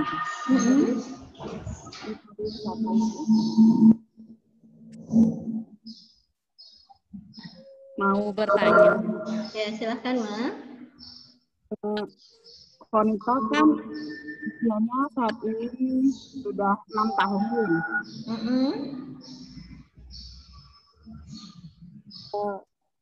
Konita itu secara emosionalnya saya lihat di sini dari hasil penilaian cukup baik. Yang ingin saya tanyakan, Konita itu suka mimpi buruk, terus dia kadang takut, sering takut kalau dia sendiri. Iya. Kira-kira kenapa ya? Iya. Konitanya Iya.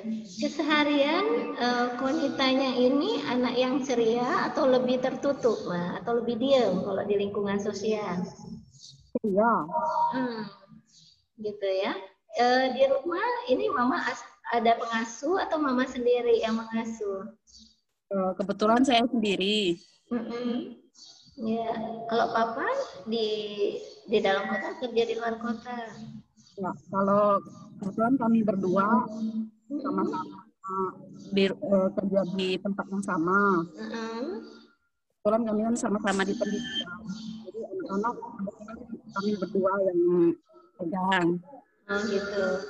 Jadi kalau misalnya ada aktivitas Mama bekerja yang harus meninggalkan Konita, dia dengan siapa, Ma? Kebetulan nggak ada sih. Nggak ada ya? Lebih banyak. Oh ya, jadi Mama sendiri ya, ada lebih banyak dengan Mama sendiri ya.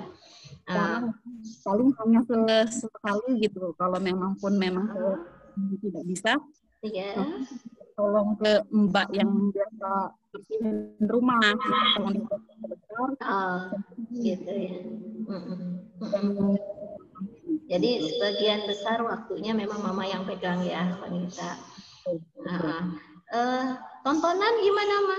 Tontonannya suka nonton sinetron atau ikut tontonan yang bikin dia takut, ada nggak? Mungkin kan kalau anak-anak tuh biasanya kan suka nonton, adalah nonton film agak sedikit ekstrim, tapi kalau anak-anak gitu. Terus kadang tuh saya batasi melihat dia kan punya kakak. Iya. Berani dari jadi kalau kakak itu kalau nonton tuh agak sedikit tekan gitu. Jadi akhirnya kakak nonton. Tetapi sepertinya si adik tidak kalau malam katanya bangun tiba-tiba malam dia ngomong, Bunda, adik mimpi buruk gitu. Terus kalau siang kebetulan kan kalau di rumah gitu, adik ambil ini dong tolong. Dia akan berani meskipun dalam kondisi siang, lampu hidup, takut. Ya. Ya. Ya. Coba dicek ya, Mama Papa. Bisa dicek Konita waktu di dalam pengasuhan. Mungkin waktu dia baru lahir atau ketika usia-usia 2 tahun, 3 tahun, Konita susah tidur atau tidak. Atau anaknya terlalu aktif sehingga kadang-kadang tanpa sengaja kita menakut-nakutinya. Tuh ada cicak tuh. Ya, tuh ada suara apa tuh, bobok misalnya. Nah, itu seringkali kita tanpa kita sadari ada sebagian anak menginputnya ke alam bawah sadar dan menjadi suatu keyakinan yang mewarnai perilaku anak. Ya, atau tanpa sadar orang tua menunjukkan ekspresi-ekspresi ketakutan atau kecemasan yang berlebihan ya, agak-agak berlebihan lah kira-kira terhadap sesuatu. Nah, itu mungkin anak pada kondisi gelombang otak alfa itu bisa masuk ke alam bawah sadarnya. Dia input sehingga banyak sekali yang dia khawatirkan, ya kan? Nah, kekhawatiran ini kalau di keseharian dia tekan, ya, tidak tersalurkan atau tidak diselesaikan, maka akan muncul gangguan tidur atau mimpi-mimpi buruk. Nah, jadi itu, kalau seandainya dulu pernah seperti itu, maka itu yang harus Mama selesaikan. Caranya, karena ini di forum umum ya, mungkin saya bisa secara umum dan singkat ya, Mama. Coba kita berikan secara realistis pengetahuan dulu, melalui pengetahuan. Ya, melalui pengetahuan bahwa apa yang dia khawatirkan itu tidak ada, tidak nyata, tidak terjadi. Ya, secara berulang-ulang. Setiap kali muncul, jadi jangan dimarahin atau kita kebingungan atau kita tunjukkan bingung gitu loh. Atau kita selalu bertanya kenapa sih, kenapa? Enggak, setiap itu muncul bahwa kita harus beri pemahaman bahwa ketakutan dia itu sesuatu yang tidak realistis, tidak ada, tidak nyata. Itu yang pertama. Ya. Kemudian berikan anak benteng-bentengnya, tidak perlu takut. Kita kan selalu sholat berdoa. Allah akan menurunkan malaikat mendampingi kita ketika tidur. Jadi sebelum tidur, Konita, malam ini Bubu nyanyinya, jangan khawatir, ada mama di sini, ada papa, ada malaikat yang menjaga. Kan Konita sudah berdoa, yuk berdoa untuk melindungi, gitu loh. Ya. Nah, jadi secara spiritualnya masukkan ritual-ritual bagaimana bahwa oh ini kalau terjaga supaya tidurnya terjaga, supaya kita terjaga, kita harus berwudu dulu, berdoa dulu, bacaannya apa saja, ya.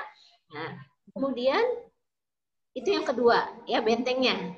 Yang ketiga, kita bongkar alam bawah sadarnya, kita masukkan, kita inputkan hal-hal yang pernah kita bentengnya atau lawan dari apa yang pernah kita masukkan dulu, ya misalnya ketakutan dulu, misalnya ketika gelombang otaknya ada di alfa pada saat Konita sangat mengantuk tapi masih bisa sedikit berespon, misalnya kita tanya sudah ngantuk, masih respon ya, atau baru-baru tidur lah matanya masih gerak-gerak gitu. Kita masukkan saja dengan intonasi mama yang nyaman lah. Konita, kamu anak soleha kesayangan mama. Kamu anak yang berani. Ya. Kamu ada yang menjaga. Mama papa menjaga. Allah menjaga. Tidak apa-apa tidur dengan nyenyak. Tidak ada yang, nggak boleh ada kata tidak. Tidak boleh ada kata takut, ya. Jadi kita harus memang mencari, mengkonsep. Kalau saya biasanya harus ditulis supaya nanti dibacanya enak dan pas, gitu ya. Karena nggak boleh salah kata, ya. Kamu berani, kan? Jadi bukan kalimat jangan takut. Nah, ada takutnya dia masih masuk tuh, gitu. Dan itu dilakukan berulang kali. Ya, tenang saja. Kata tidak perlu khawatirnya diganti. Tenang saja. Semua aman. Konita tidur dengan nyenyak. Besok bangun seger, sehat. Mama, Papa sayang Konita dan selalu menjaga Konita. Seperti itu. Nah, pada saat itu 3 langkah yang saya berikan. Tetapi bisa jadi anak ini manipulatif, mengingat karakter dia yang ceria, gitu ya. Dia biasanya secara sosial pandai memanipulasi. Jangan-jangan itu merupakan cara yang dia gunakan untuk mendapatkan perhatian mama papa atau lingkungannya. Ketika dia takut, mama papa tuh ikutan itu, sini saya berlebihan lah ya bereaksinya. Dia senang dengan perhatian itu. Nah, kalau dasarnya adalah mencari perhatian, maka ada satu cara lagi. Tapi kita nggak tahu pasti yang mana, tapi jalankan aja ya 4 hal ini. Nah, yang satunya, ketika dia berespon seperti itu, kita cuma tersenyum, nggak ada. Nah, kita anggap santai gitu loh. Sehingga, nggak penting banget deh aku cari perhatian gini gitu kan. Nah, kira-kira gitu. Misalnya, gini itu suara apa? Misalnya gitu. Suara itu aja, biasa aja kok gitu ya. Nah, kadang-kadang kita seperti itu. Kadang sekedar dia, misalnya responnya berlebihan, aku takut ada ini, ada itu. Dipeluk aja, tapi kita sambil senyum dan diam gitu. Biarkan dia merasakan emosi yang tidak berlebihan, sehingga dia gagal memanipulasi mama dengan cara ketakutannya. Nah, kita kan tidak tahu, kalau saya karena tidak digali lebih dalam, kita tidak tahu yang mana. Cukup coba, mama jalankan 4 ini ya. Insya Allah mudah-mudahan bisa jadi solusi. Kan gini Bu, kebetulan kan anak-anak itu sudah diajarkan untuk mandiri, maksudnya tidur sendiri, tidur. Iya. Tapi kadang adek tuh, adek mau tidur sama bunda, adek mau tidur sama bunda gitu. Ya, gitu. Padahal saya tuh sudah sebenarnya saya sendiri pun berat untuk, tapi saya harus mengajarkan itu. Iya. Tapi terkadang saya temenin dulu mereka tidur, pindah tidur gitu kadang. Tapi itu masih normal. Untuk anak usia gitu. Yang penting ada proses latihan. Ada tuntutan itu sudah harus muncul bahwa kamu sudah harus tidur sendiri, ya. Nah, kamu harus usia ini, Rasulullah mengajarkan 7 tahun, anak-anak sudah harus tidur sendiri, sekarang sedang proses latihan. Nanti masalah anak itu ada proses, kadang-kadang bisa, kadang-kadang enggak, itu sesuatu yang biasa ya. Yang penting tadi mama latih itu, yang namanya latihan kan mama beda-beda anak, ada yang sekali 2 kali bisa, ada anak kita yang perlu waktu ya gitu ya.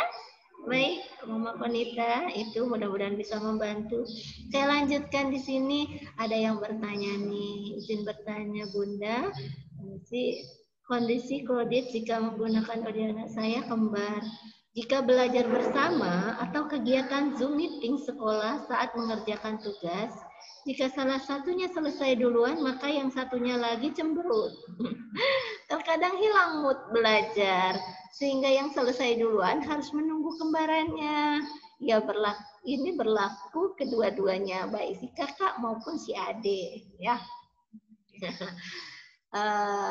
Sudah dicoba untuk dipisah belajarnya, tapi keduanya nggak maunya belajar sama-sama. Cuma kendala dalam belajar sering terulang jika salah satunya selesai mengerjakan tugasnya duluan. Mohon arahan dan sarannya, Bu. Suka duka anak kembar ya. Waktu dulu anak kembar lahir, aduh lucunya gitu kan. Senangnya kita langsung dapat 2 rezekinya. Tapi memang salah satu suka dukanya seperti ini. Bagaimana solusinya? Baik.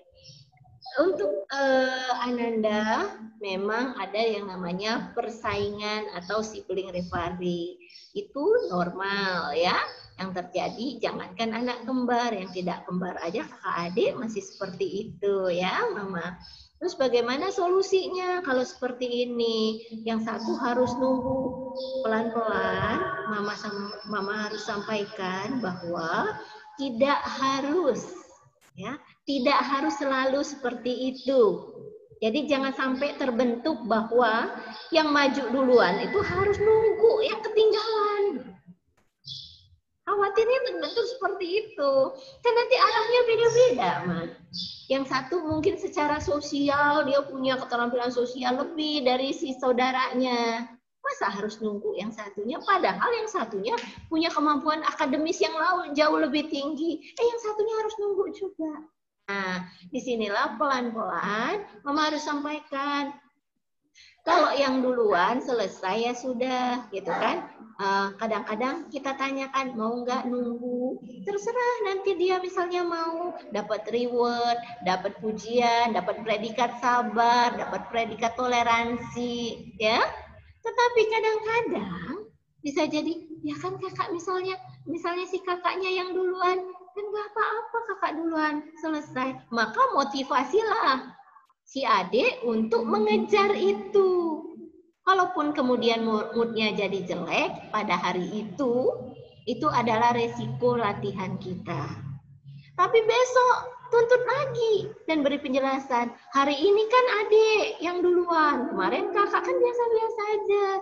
Artinya kadang-kadang memang resikonya tidak selesai kerjakan, tapi nggak apa-apa dalam latihan, ya.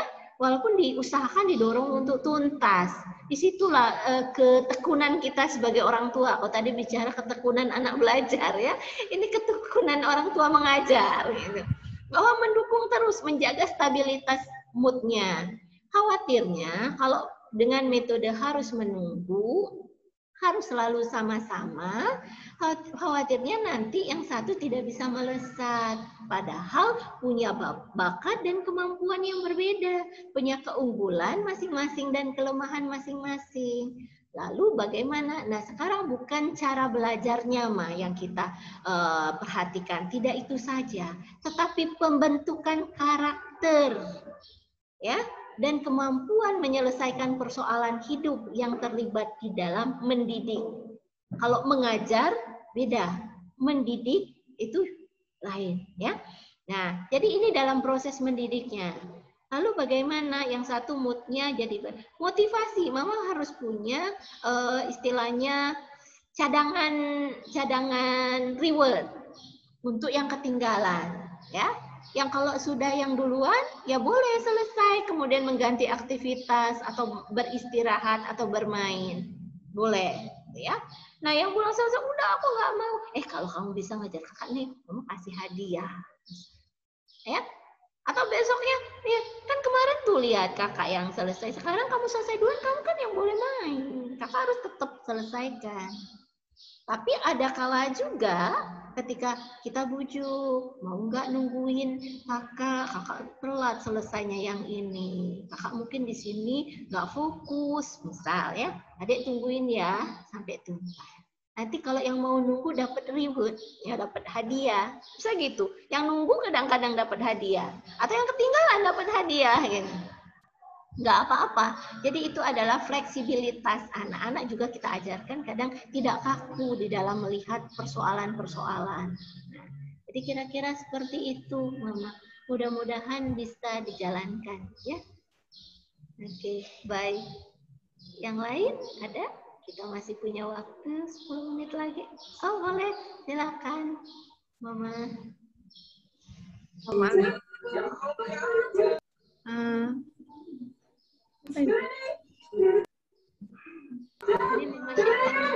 Saya Dudi, Mika Kelas. Bertanya mengenai reward tadi, bagaimana menyikapi anak yang apapun jadinya ini karena akhirnya adil. Jadinya ini setiap apa yang dilakukan minta reward terus. Yang bagaimana juga menyikapi anak yang merasa tidak adil dengan adiknya gitu. Ya, jadi berkenaan dengan reward, ya, dengan keadilan, ya. Ya, apa namanya, saudara tadi kan sering ngiri, ya, sama adik kakak nih ngiri ini. Jadi pemahaman keadilan untuk kenyamanan Mama di dalam menentukan sikap. Adil itu adalah memberikan sesuatu sesuai dengan porsinya. memberikan sesuatu sesuai dengan apa yang dibutuhkan. Jadi adil itu bukan selalu berarti sama, ya. Nah, kadang-kadang pemahaman ini pelan-pelan disampaikan kepada anak, ya. Ada kalanya ya, misal kita punya nasi 2 piring, ya 2 saudara. Tapi belum tentu yang satunya itu supaya adil, yang satu juga harus makan sepiring. Belum tentu, siapa tahu kenyang, ya kan? Siapa tahu nanti belum lapar. Yang satu mungkin sangat lapar, butuh 2. Jadi yang satu nggak dapat, nggak makan. Yang satu makan 2. Tapi itu adil. Ketika itu sesuai dengan porsinya. Sesuai dengan kebutuhannya. Itu ya. Jadi itu pemahaman keadilan. Kadang-kadang harus disampaikan bahwa ya sama, kita juga kadang ya mama papa itu harus dikomunikasikan bahwa kita itu sayang, kita itu adil, bahwa mereka itu sama. Itu harus memang berulang-ulang kita sampaikan. Plus pengertian bahwa tidak bermaksud mama papa membedakan. Sekarang rewardnya seperti apa? Kalau saya tadi bicara tentang reward dan punishment ya. Reward atau hadiah itu sebagai penguat suatu perilaku. Bentuk reward itu tidak harus selalu berupa kebendaan. Ya. Tidak selalu sesuatu yang sesuai dengan keinginan anak. Itu reward. Artinya kadang-kadang reward itu bisa dalam bentuk perhatian, acungan jempol, pelukan sayang, ciuman di pipi, dibebas tugaskan, diperbolehkan misalnya melakukan sesuatu, itu bisa reward, bisa jadi reward. Ya, sama punishment juga. Punishment tidak harus dalam bentuk sesuatu yang menyakitkan, gitu ya. Tetapi bisa saja menarik hak yang dia sukai, ya, menutup kesempatan dia yang dia biasa lakukan, sesuatu yang menyenangkan, ya, membatasi keinginan, itu bisa menjadi punishment. Contoh, kalau adik nanti menulisnya sampai selesai, berarti adik anak kesayangan mama, sini mama peluk, mama cium, nanti mama dongeng cerita yang seru. Nah, itu reward. Jadi kalau misalnya apa sudah ini mama beliin ini, beliin itu. Nah, jangan selalu dipenuhi, ya. Artinya ya mama nggak mau, mama kan nggak janji ngasih itu. Atau mama nanti cuma hadiahnya nggak usah. Biasanya anak-anak, ya nanti kita ke Alfamart ya. Ya, atau kita nanti jalan-jalan ya. Nggak harus seperti itu. Misalnya, mau biasanya kalau aku belajar, kalau aku pintar, kita jajan ke Alfamart. Misalnya. Tapi hari ini beda. Nanti mama masakin makanan yang enak. Nggak mau, pokoknya aku ke situ. Mama yang menentukan. Nah, itulah yang ketika anak menuntut itu saja, disitulah kekuatan mama papa tidak selalu meluluskan keinginan dan memberikan kesempatan anak untuk merasakan apa yang namanya kecewa. Tapi kecewa yang positif. Jadi bukan berarti anak tuh nggak boleh kecewa, Ma. Salah. Bayangin aja, Ma, kita hidup sampai usia segini, berapa gudang kecewaan kita itu di dalam hidup. Ya, tidak mendapatkan apa yang kita inginkan selalu. Anak itu harus dikuatkan dari kecil bahwa dia nanti akan siap menghadapi hal-hal yang tidak dia inginkan atau tidak mendapatkan apa yang dia harapkan. Jadi tidak rapuh. Asal nanti tetap dasarnya, mama tetap sayang. Tapi mama tidak akan memberikan apa yang kamu inginkan. Nah, mama bisa belajar latihannya seperti itu. Jadi jangan dibiasakan anak menuntut. Nanti mama sendiri yang sedih kalau besar. Dia akan kebablasan minta motor. Ya, kita lihat tuh berita-berita ngancur-ngancurin barang, terus menjadi durhaka. Bukan salah anak, ternyata kita membiasakan dari kecil seperti itu, ya. Ngamuk-ngamuk, tantrum, akhirnya diberikan. Akhirnya sampai dewasa kalau pengen sesuatu kan ngamuk-ngamuk. Ya. Nah, jadi tetap aja kadang kita harus memeluk dia. Kamu sedih ya, kamu kecewa ya, mama nggak kasih. Mama nggak ngasih karena mama sayang. Sampaikan, kadang batasan dia paham dia sampai situ ya sudah, tidak perlu penjelasan lebih lanjut gitu. Yang jelas dia paham bahwa kita tetap sayang. Dia harus paham bahwa dia harus belajar mengontrol keinginannya dan dia harus belajar bahwa dia bisa mengatasi kekecewaannya. Sedih ketika dipeluk, hilang sedihnya. Marah ketika nggak dapat reward yang dijanjikan, yang diinginkan, kita alihkan dengan sesuatu yang lain, dia belajar mengatasi rasanya dengan mengalihkan pada hal lain. Gitu, Bang. Cukup? Ya, Cukup, Bun. ya, Makasih. baik. Ya, ada pertanyaan lagi ini di chat. Saya kembali ke chat ya. Ada pertanyaan. Gimana? Assalamualaikum Bunda, mohon masukannya. Pertanyaan saya agak menyimpang dari tema. Ada anak saya yang ada di pesantren, tujuan saya agar bisa diajarkan agama dengan baik. Tapi kemarin ada yang bikin saya ada ganjalan di hati karena suatu hal, bukannya anak tersebut mengajarkan ketidakjujuran. Ada teman anak saya ketinggalan hafalan karena suatu hal. Banyaknya anak tersebut diajarkan untuk mengejar, tapi untuk meninggalkan hafalan dan mengikuti hafalan yang sekarang saja. Jadi saya agak kurang nyaman dengan cara pengajaran dari beberapa ustadznya tersebut. Karena saya pikir itu sudah mengajarkan ketidakjujuran. Menurut Bunda gimana saya mengatasi ganjalan hati? Terima kasih. Baik. Ya, ini bicara ketidakjujuran. Seringkali pemahaman kita ketidakjujuran dulu. Ya, ada kalanya pemahaman kita ketika segala sesuatu tidak sesuai dengan seharusnya gitu ya. Itu kan kalau saya baca di sini mungkin lebih hal bukan ketidakjujuran, tidak sesuai dengan seharusnya atau tidak sesuai dengan aturannya ya. Nah, jadi ketika Ananda jadi kasusnya yang saya pahami ketika ada anak yang tidak, ini kan cerita ya, kayaknya cerita anaknya mama nih tentang temennya hafalannya nggak nyampe, ketinggalan. Nah, jadi dia harus mengejar supaya anak lain sama, ya sama seperti itu. Kita lihat dulu latar persoalannya, ya.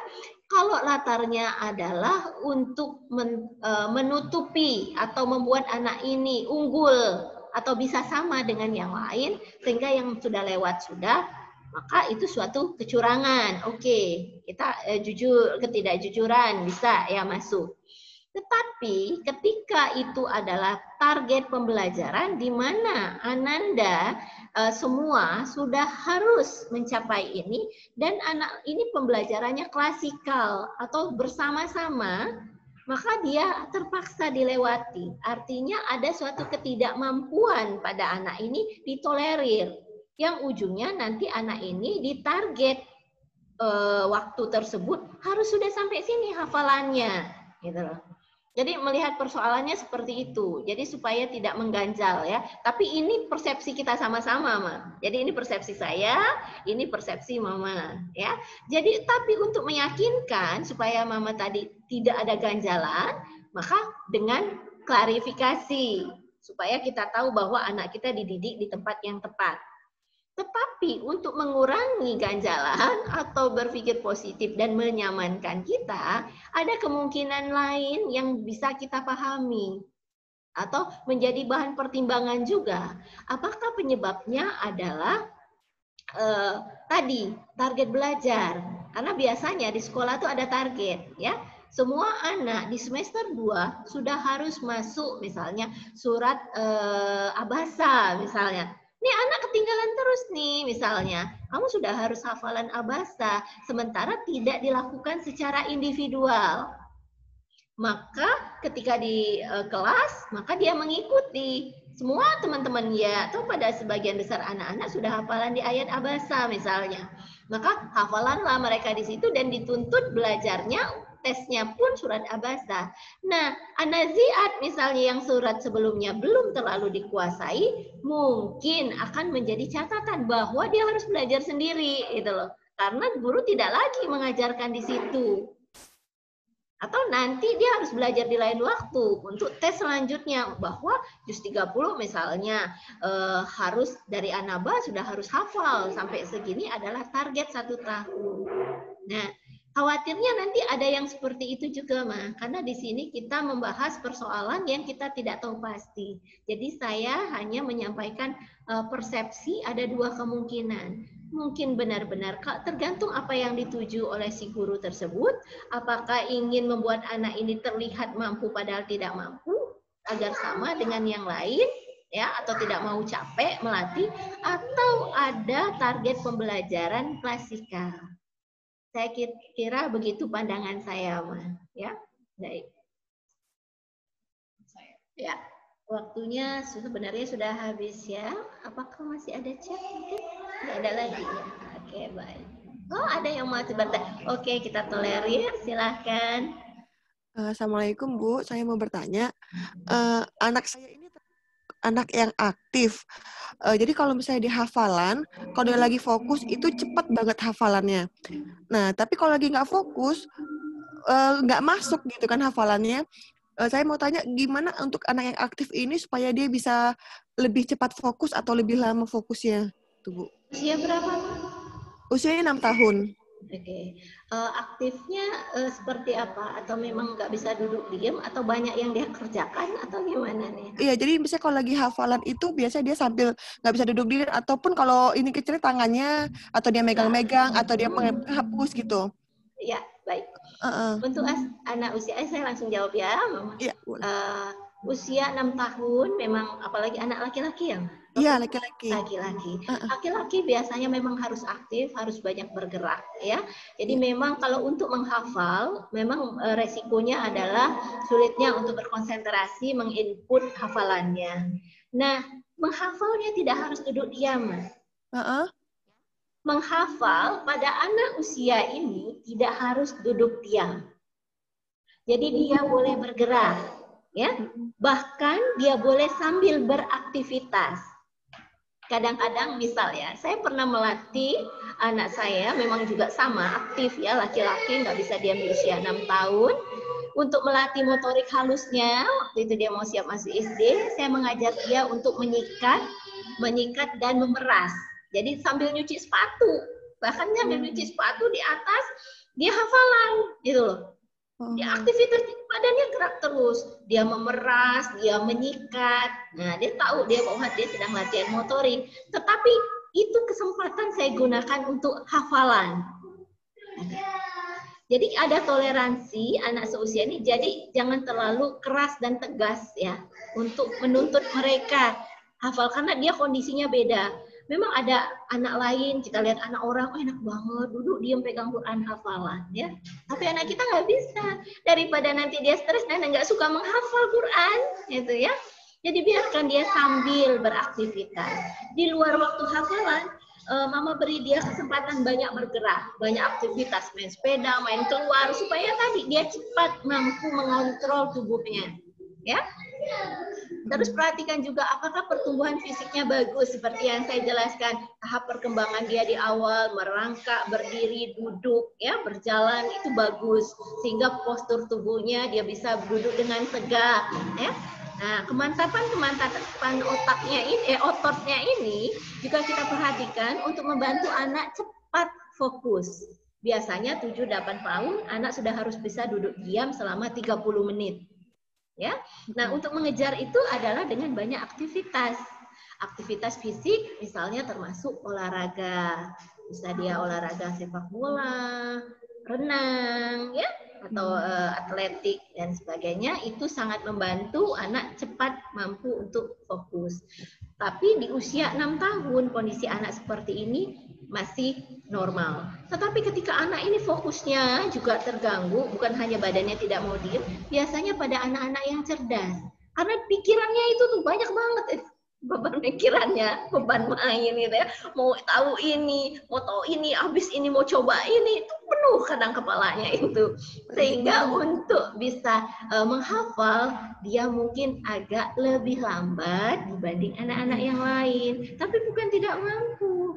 Tetapi ketika dia sudah nyaman, udah pas nih, Yang ngafalnya cepat berarti tenang aja, nggak usah harus jadi beban ya, karena masih normal pada anak usia 6 tahun yang minat eksplorasi lingkungannya itu tinggi. Jadi dia memang sulit untuk fokus ya. Tapi ketika dia lagi fokus, ya udah kesempatan bisa. Dalam artian bisa. Karena jangan juga menjadikan dia beban bahwa usia ini dia harus menghafal ini. Ya di dalam agama pun kita dilarang seperti itu, membebankan ibadah pada anak yang memang belum usianya. Gitu. Sekedar menstimulasi, memberikan tuntutan arahan boleh, tetapi tidak bisa menjadi beban. Karena memang tadi kondisi anak, pembawaan, karakter, takdir itu berbeda-beda, ya. Oke, cukup Mama? Cukup Bu. Terima kasih Bu. Ya, baik. Saya serahkan dulu dengan moderator.